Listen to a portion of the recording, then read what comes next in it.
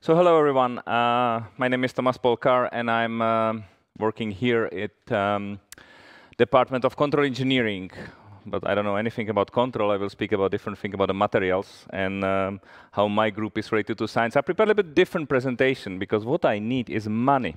That's my ambition here. So hopefully we'll prepare a large project or set of projects where we can get them because I need to feed my group. And my group is not small, so we are about 20 postdocs and a couple of PhD students. We are a little bit postdoc heavy. Hopefully we will get more PhD students later. And what we try to do is to try to investigate various fields of material science. I will mention just a couple, I will just mention three relevant activities to space. So first is solid lubricant coatings. We try to develop solid lubricants decreasing friction in extreme environment, and obviously space is really extreme environment. Second theme is the development of alloys, because we have previous lectures showing that development of alloys or use of alloys, of course, is very important. We try to develop new alloys using our atomistic simulation. And then finally, we deal a little bit with impact and radiation damage, mostly for fission and fusion. But of course, because it's mostly simulation, again, we can easily use our knowledge to look, for example, for radiation damage in space or of anything, starting from electronics to other materials, or impact of some particles with high speed. So, solid lubricants, what we try to do, we try to use quite heavy multi-scale simulation. We use atomistic simulation, ab initio, DFT approaches, then combined with molecular dynamics, and then we try to go upscale to some mesoscale model or finite element to get information about our material and predict especially some material properties. And then we try to match that with production and testing using quite advanced plasma methods to develop new materials. So what we prepare two kinds of materials. 2D materials, which you know, everyone works with graphene. We don't like graphene because it's just carbon. So we use transitional dicarboxenides, and this is the material which can achieve almost zero friction in some specific cases. And for example, there is some application, if you speak about the industry, if you have these 2D foils, we can apply them on some optical shutters and actuators, including those using in space, because advantage of this super lubricant is that the friction is almost zero and the thickness, of course, is below 1 nanometer. It's quite interesting. So the mass is zero, basically. And for other applications, we use bulk coating, which are 1 micron thick coating prepared. They decrease friction, and typical application, for example, are actuators or bearings in satellite. And I have some project funded by ESA on that. And then another one is, for example, like 2D machines. It's more for helicopters, but it's not important. So first two are clearly directly related to space. So this was the first theme, which was solid lubrication, decreasing friction.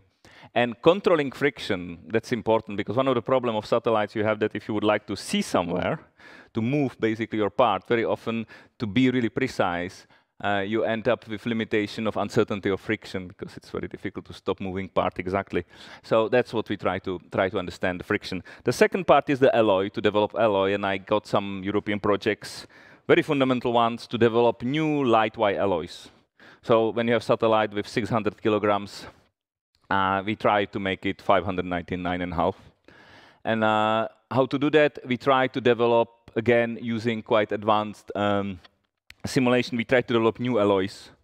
First, in atomic scale, really. Then we try to upscale and make alloy which is like 500 nanometer thick and measure everything we can, and then upscale it. And then we have collaboration with companies really doing alloys and doing satellite parts. So this is another part which is quite interesting, because we can produce either radiation alloys which are really resistant to any radiation damage, or alloys which are very light.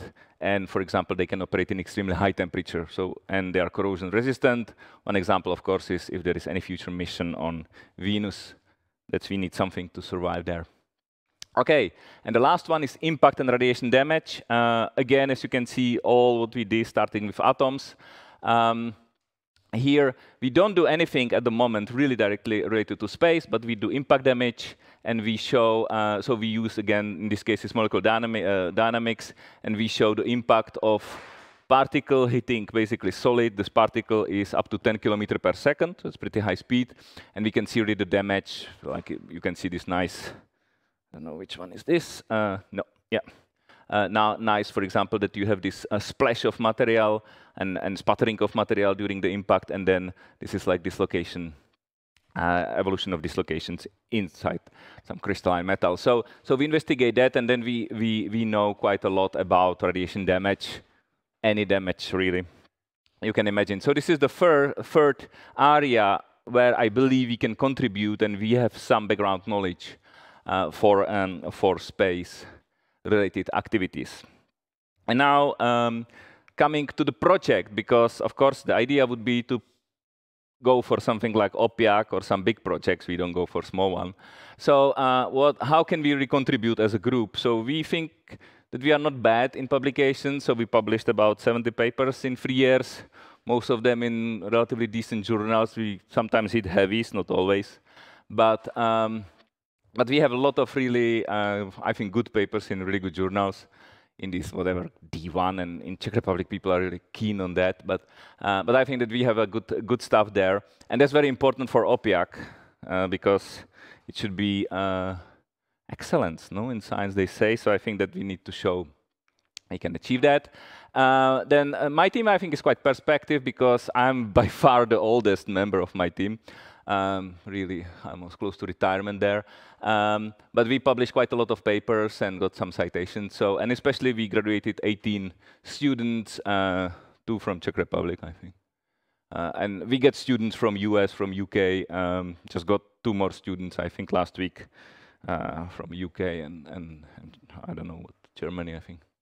So we do quite well, and we are like 2 academics in the group, so we would lead any activity there.